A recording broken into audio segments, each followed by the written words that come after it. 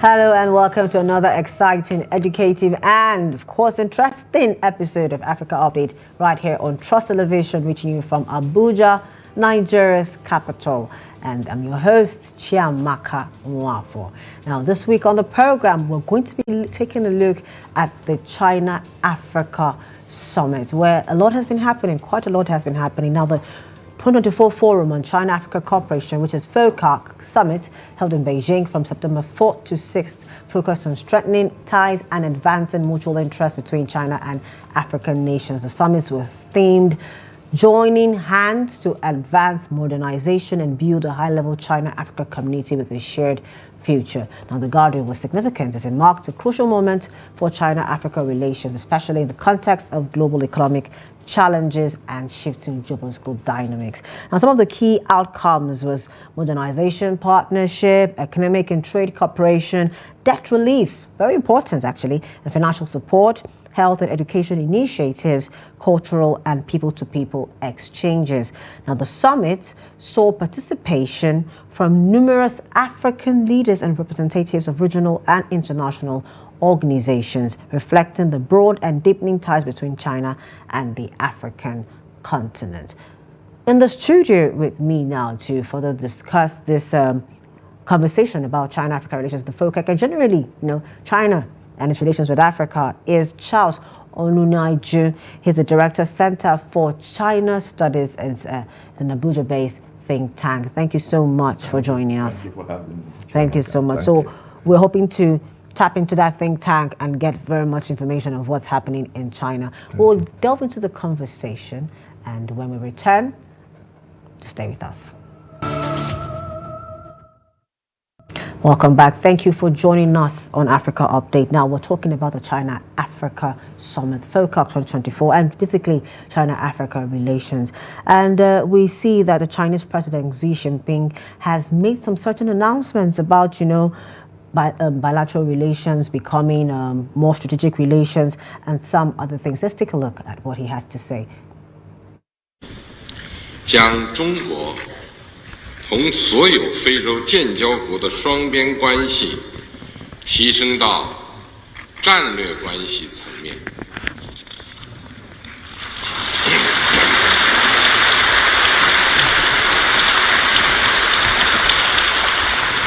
将中非关系整体定位提升到新时代全天候中非命运共同体。中方愿主动单方面扩大市场开放，决定给予包括33个非洲国家在内的所有同中国建交的最不发达国家100%税目产品零关税待遇。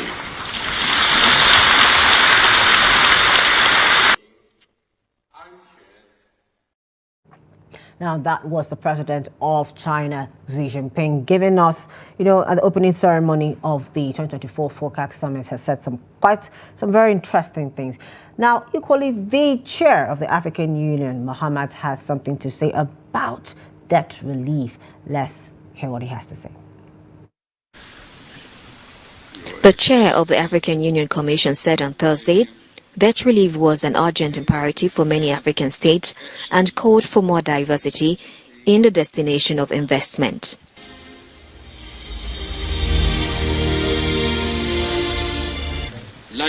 For many African states, debt relief is an urgent imperative to give debtor countries' economies a vital economic breathing space. It is also desirable that, in the context of our industrialization efforts, the portfolio of private investment in Africa should be sufficiently diversified to extend beyond the traditional fields of mining and energy resources. Dozens of African leaders have descended on Beijing for a summit that signals China's influence in a continent that it hopes will be a key ally in pushing back against a US-led global order. Now, we've heard what these two people have said, the president of China and the chair of the African EU. Now, Mr. Charles, thank you so much again for joining us on the program. What do you make of these two speeches that you've just had? Well, I think President Xi set the tone with his keynote speech, addressing issues, of course, looking back at how far China and Africa has traveled, their historical engagement, the long travel that made together from the colonial times up to post-colonial times.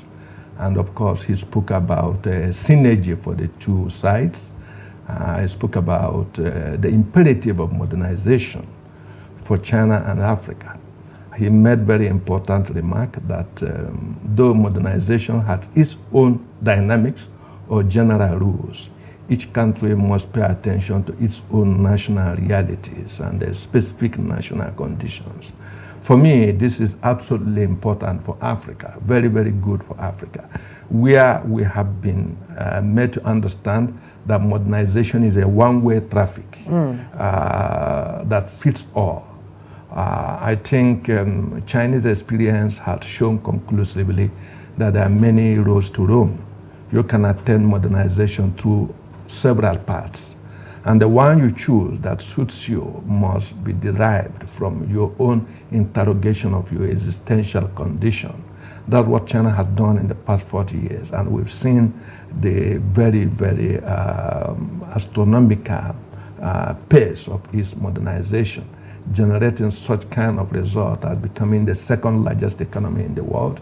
I thought they were the first. No. Second largest economy in the world, ending absolute poverty among 1.4 billion people, you know, and beginning a new starting point of revitalizing their rural communities.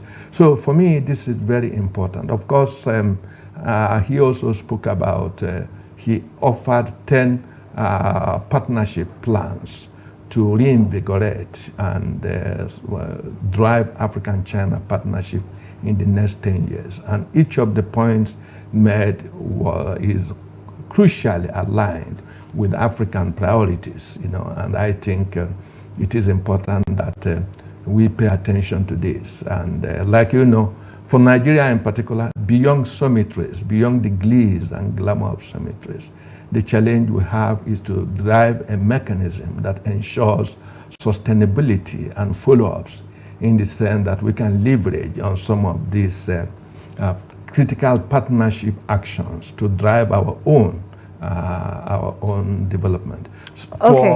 From Musa Faki, of course, he spoke about the diversification of African economies. You know, investment in Africa should be diversified from the traditional sector of energy mining to other larger portfolios.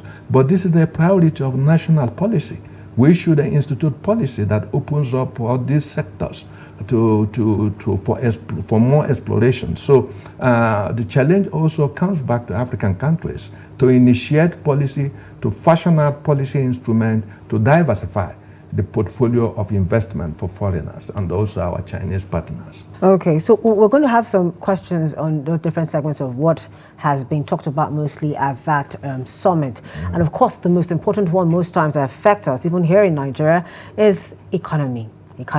So now within agreements were being signed. Nigeria signed about 5 agreements, and some other countries have signed some agreements. And now the question I have is, what of this summit now, the agreements that we've signed, how does it impact trade between us, China, and of course these specific countries? The belief is 53 countries out of 54 were on ground, and all 53 signed some sort of agreements with China. How does this impact trade? 1. 2, what are the projected growth areas, you know, in China-Africa trade over the next decade? Because in as much as you want to do something, there has to be areas you're looking at for growth to happen. Yeah. Well, like you know, various African countries signed various agreements with China because, like you know, each of the countries have their own priority areas, and each of them keyed in to areas that are priority to them. But generally, like you may know, China is Africa's largest trading partner in the past 13 years. in a straight row. Just this year alone, the trade grew to $282 billion US, an increment of over 9% in the last year. And the trade balance is the trading balance is closing. Africa has a share of more than 100 billion US in terms of trade with China.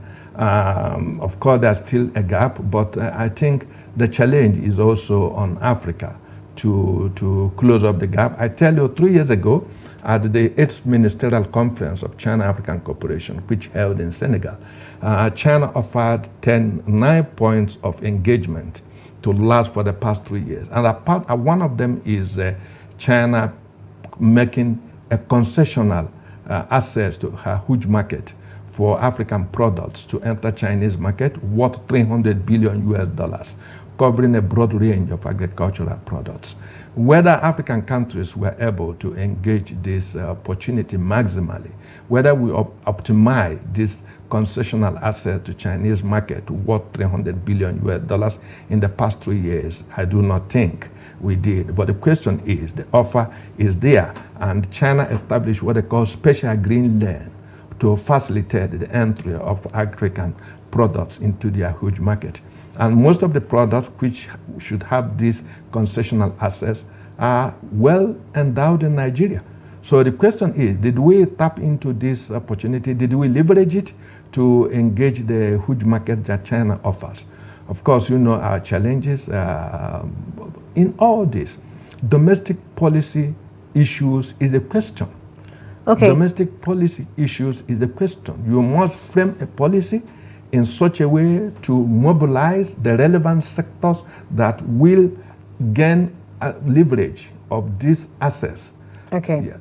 Okay, so I want us to hone down to us, Okay. Nigeria. Yeah. We have 5 new Nigeria-China deals. Sure, there are others that have happened over the years. And I'm going to list them others on nuclear, renewable energy, mobility, financial cooperation, and smart city. Now, they say for the nuclear, the two sides signed a comprehensive agreement to promote collaboration in nuclear energy.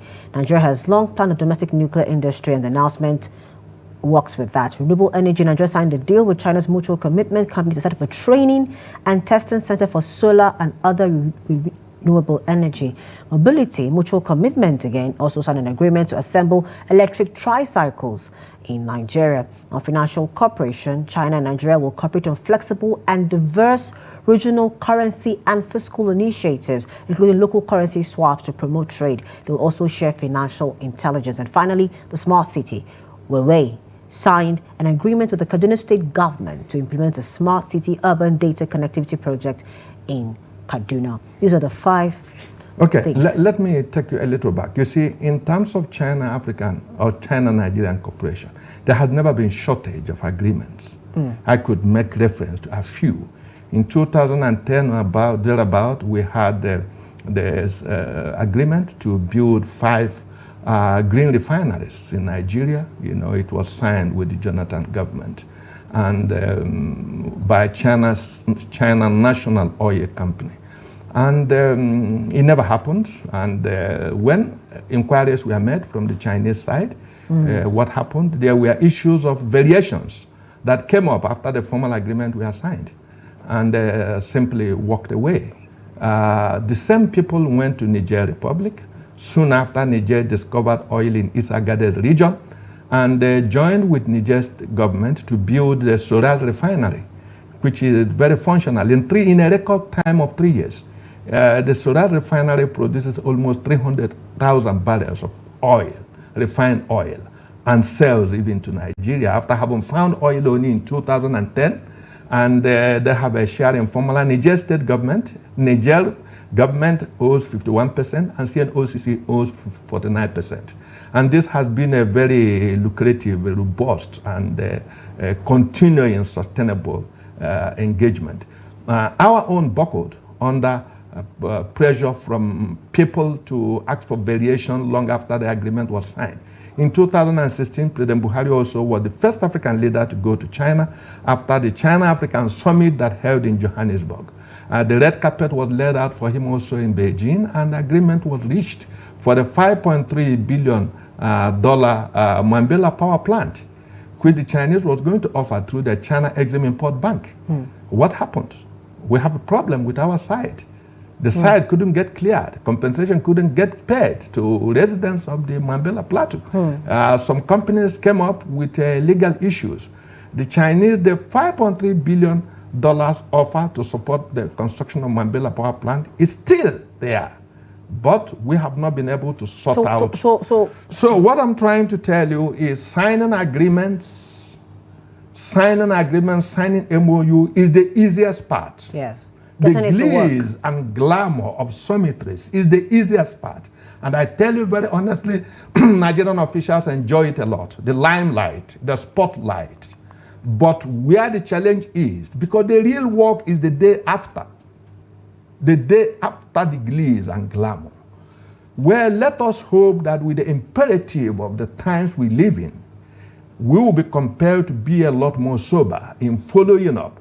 The areas we've mentioned are very, very strategic to recovering, to returning the country to economic stability and possibly growth.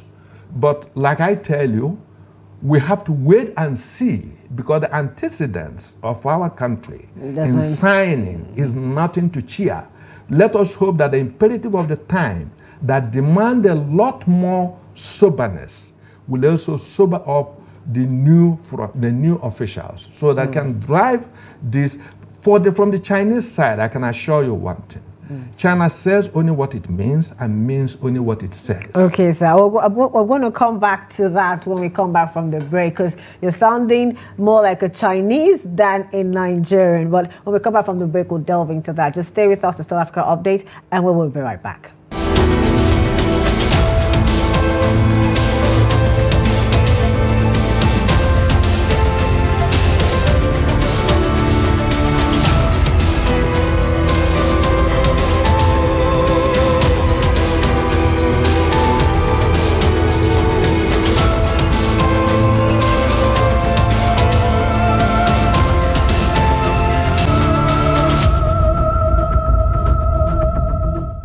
Welcome back. Thanks for staying with us on Africa Update on Trust Television.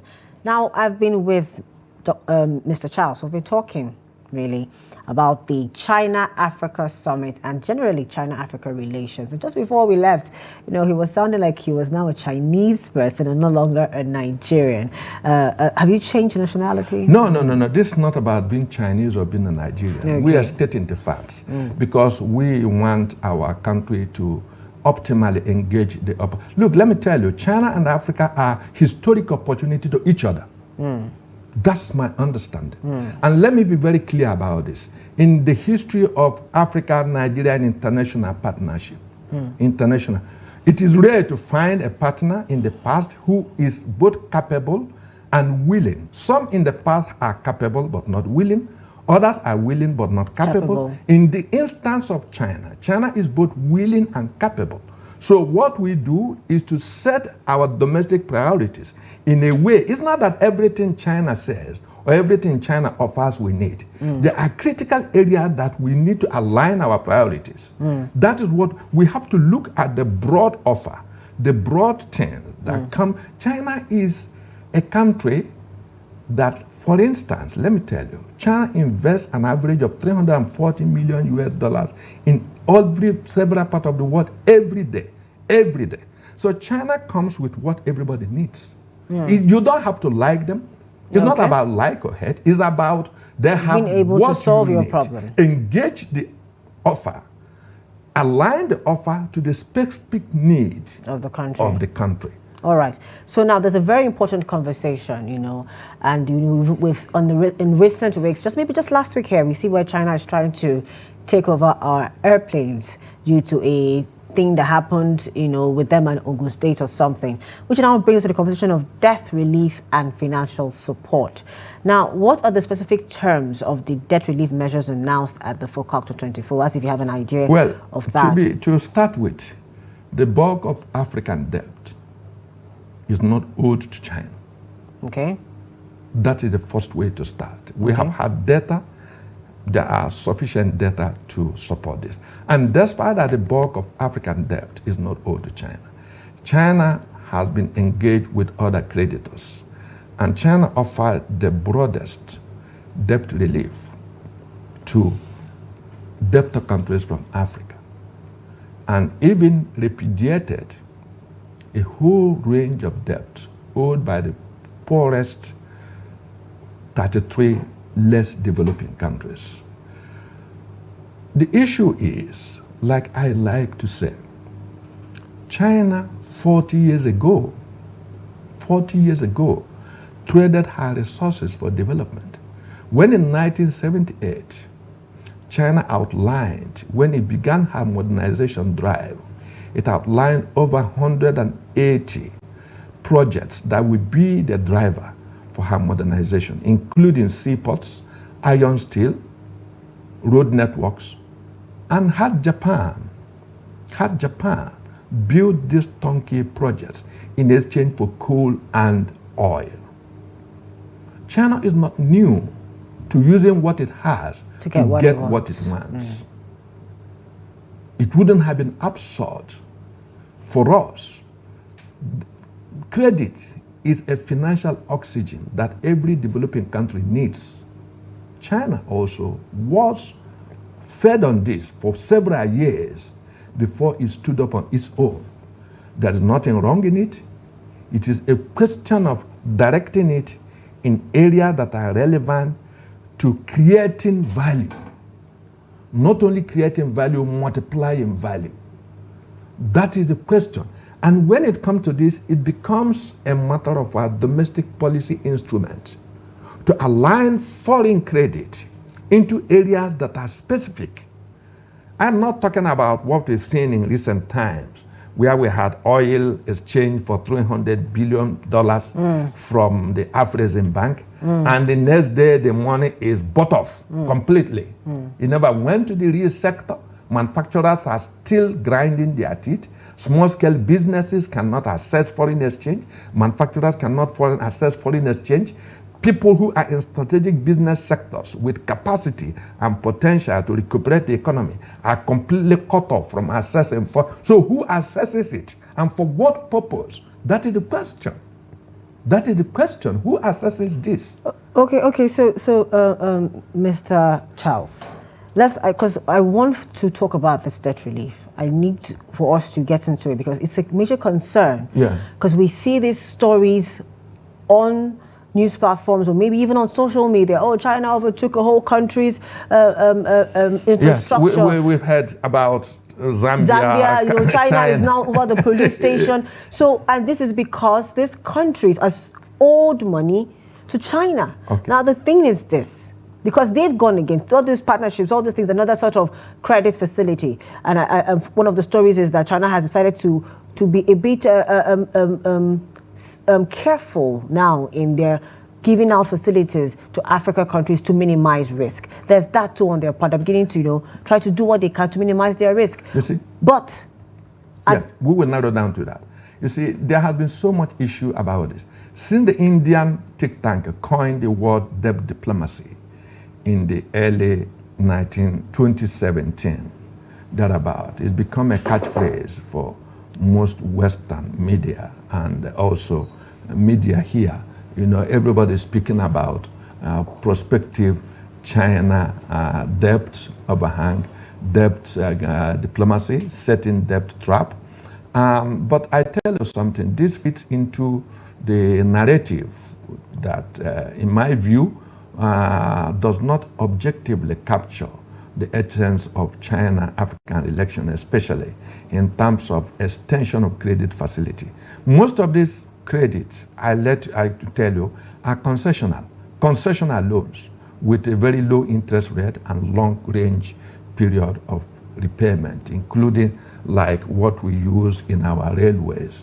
There are concessional loans, some of them as low as 2%, with a duration of payment lasting up to 20 years, when it will be, when these projects would have made money, when they would have created sufficient value to return the capital without affecting the country's economy. Beyond this, there has been so much myth, fallacies surrounding China-African cooperation. And I'd like to mention one, that is this one of Chinese Xinjiang province that is mostly Muslims, where the West has continuously spoken about repression of I've visited Xinjiang myself. There is more mosque in Xinjiang province than in the whole of United States. And that is just the honest truth. And people talk about communist indoctrination of Muslims to become communist. But on the, in China, it is easy to be a billionaire than to be a member of the Communist Party. Because it is not an open-ended thing. President Xi himself, the current General Secretary of the Communist Party, applied for 11 times and was accepted at the 12th time. Wow. So it is not an open-ended thing. So nobody is actually, rather, people's application to become a party member could last as several years at 10, 12. Under review. So the idea that people in Xinjiang province, especially Muslims, are being forced to become communist is part of those Western fallacies that we need to combat so that we can strengthen our cooperation. Like, it's not an El Dorado. China-African cooperation is not an El Dorado. It's not a paradise. It is a work in progress. There are so much things along. All we need is to strengthen our own side. You cannot depend. You cannot depend on the goodwill of your partner alone. You must also devise a means to engage the opportunities, because he himself is also engaging the opportunities of you. It's a two-way thing. Yeah, every relationship, apparently, every relationship in life is a two-way thing, whether it's from boss to employee or whatever relationship, friendship, it's a two-way street. Not a Christmas offer. Yes, and as you have heard our guest in house say, it's a two-way street. We have to do our part as Africans to maximize these agreements, these deals, and get the best, squeeze the juice out of the orange and get the best out of it. That's the much we have for you this week on Africa Update. I hope you've learned something about the China-Africa relations and the summit generally. And until I see you same time, same place next week, don't forget to follow us on our social media platforms, on our YouTube live stream for more news, programs, and documentaries. I am your host, Chiamaka Nwanfor. Do have a lovely week.